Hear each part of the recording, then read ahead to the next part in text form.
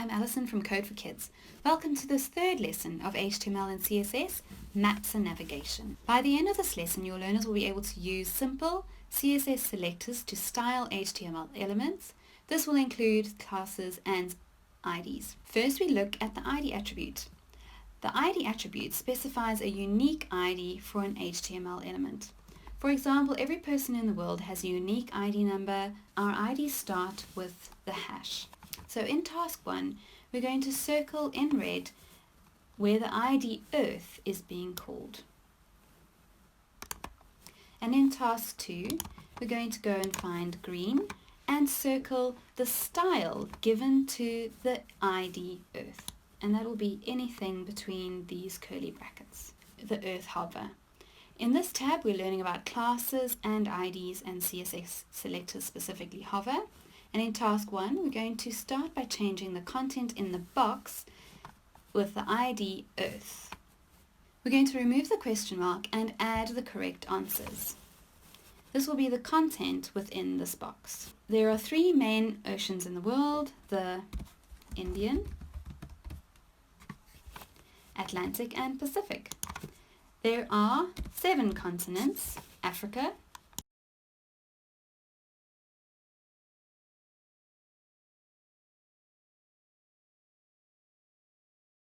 Australasia,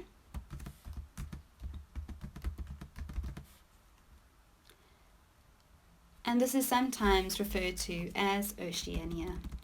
You can choose which one you prefer. And those are the 7 continents.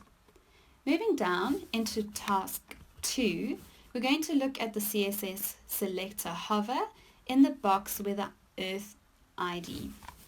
At the moment, when we go and hover on the blue box, we can see that it has certain elements added to it, and we're going to go and choose a different color. And in task 3, we're going to go and change the height and the width of the box to 165 pixels. Now when we hover on the box, it's going to be bigger. Task 4, we're going to make the border 8 pixels and solid green.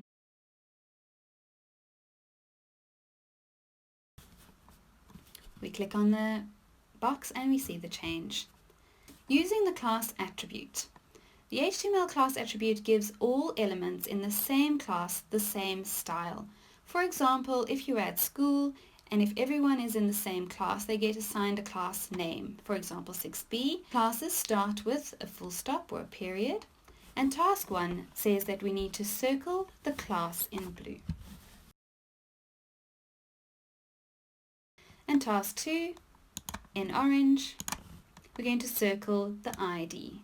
To CSS hover. The task 0, when you move your mouse onto hover, you will see here it is hovering and changing to green. And the first task is to go and choose a different color.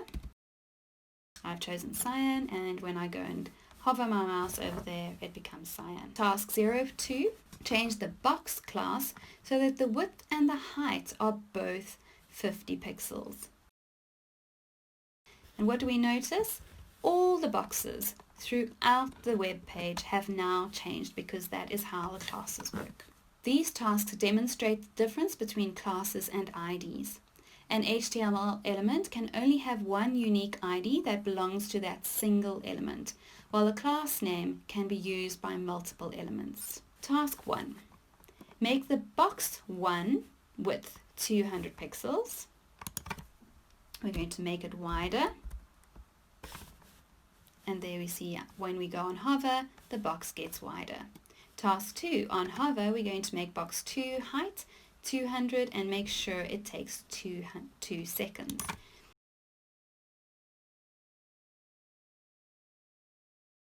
When you go and hover, it takes 2 seconds to grow taller. Task 3.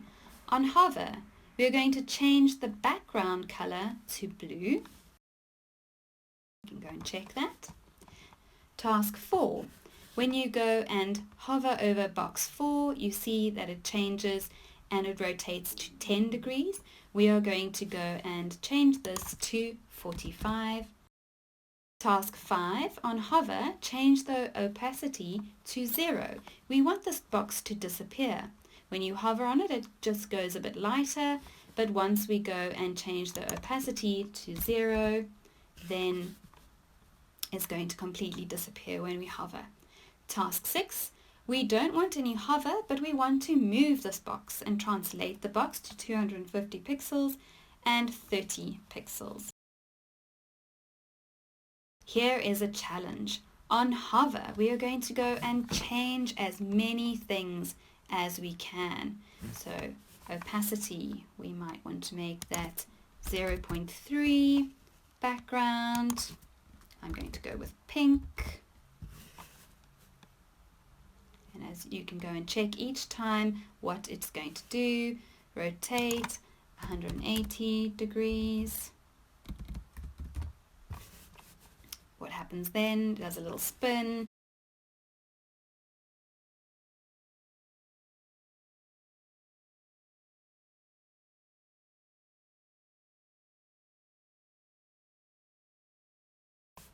And there's your challenge. Let's fix this compass, starting with the border.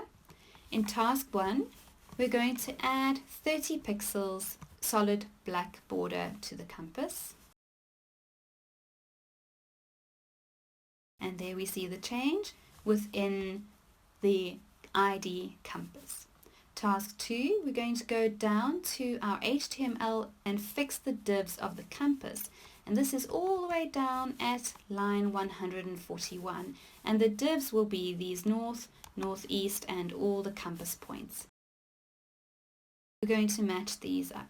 So first we've got north, and it's pointing in a northerly direction. We've got northeast, and that's pointing in a northeast direction. Next one will be east.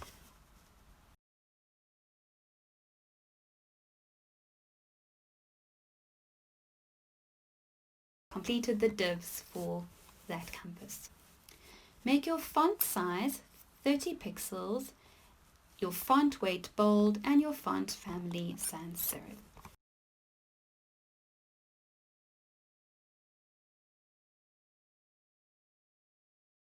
Task 4.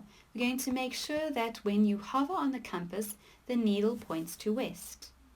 Here the learners can experiment and figure out exactly how many degrees they need. Task 5. Make your needle take 5 seconds to move instead of 2. Task 6. Make sure that when you hover on your compass, the needle points to southwest and show a friend. We got it moving to west by doing 265 degrees, and 230 makes it point southwest.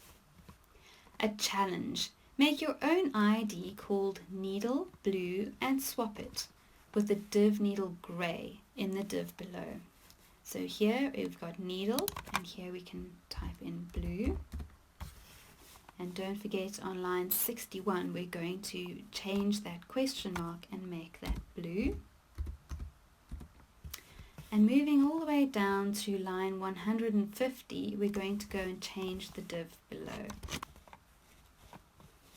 On line 149, this is where we go and change it from being needle grey to being needle blue. And it takes on that ID. Our compass is finished. It's time for a treasure hunt. Looking at the map on the right, notice there is a grid. Each grid line is 50 pixels apart, and this will be important later on. In task 1, we're going to arrange the different items on the map by changing their transform translate, or their x and y values. Note that where the x on the map is shown is in position 0, 0. Therefore, every time you move to the right, it's going to be 50, 50, 100, 150, etc. Task 1 says we're going to arrange all the different items on the map by changing their transform translate. Cannot go higher than 550 pixels on the X, and on the Y they cannot go further than 250. Here we see that our trees have now moved to this position, 150, 250. We're going to continue with the rest of task 1 in moving all those different objects. And there we see our objects have all moved into different positions.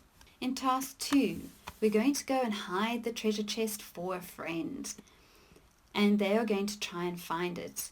We're going to move the treasure somewhere to be hidden by adding transform translate property below. And don't tell your friends next to you, and no peeking. So I'm going to go and change mine.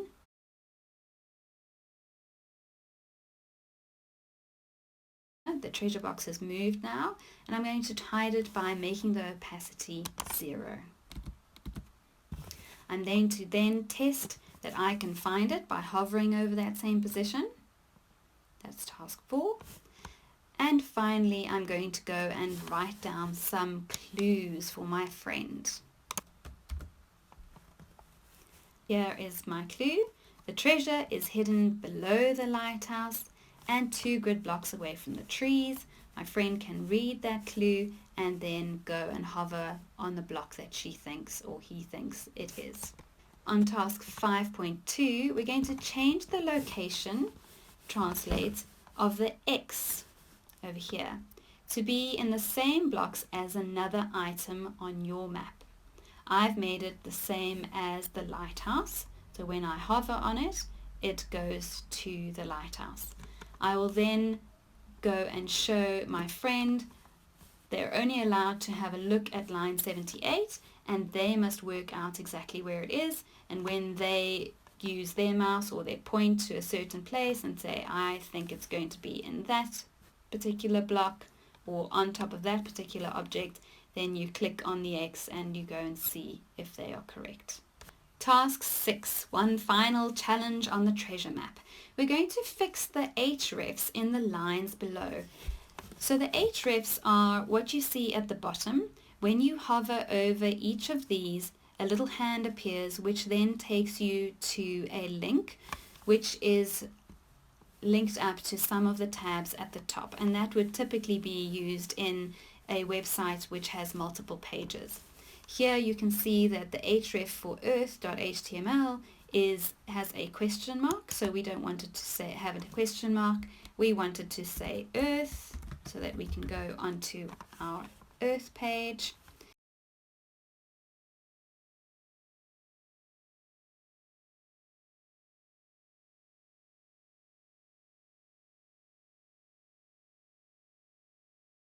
And then when you go and you click all of these different ones, it will take you immediately to the tab that you wanted to go to.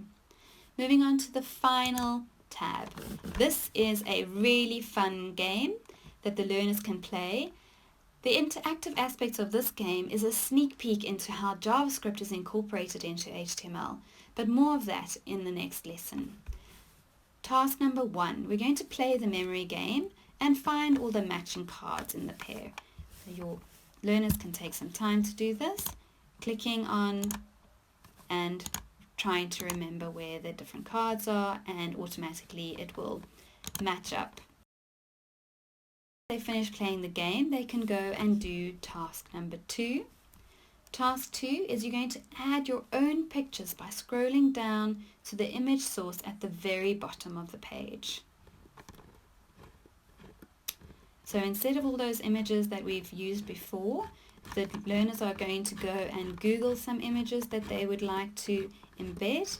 They will need to go and copy the URL of an image. So for example, the first one here, I'm going to go and change it. It is the image of Africa, and I'm going to go and select a different image of a bucket and spade. There's my bucket and spade. And they can go and choose lots of different pictures and go and make their very own game. Task 3, you're going to add your name in the line below. Both the treasure hunt and memory game can be shared using the open and share button.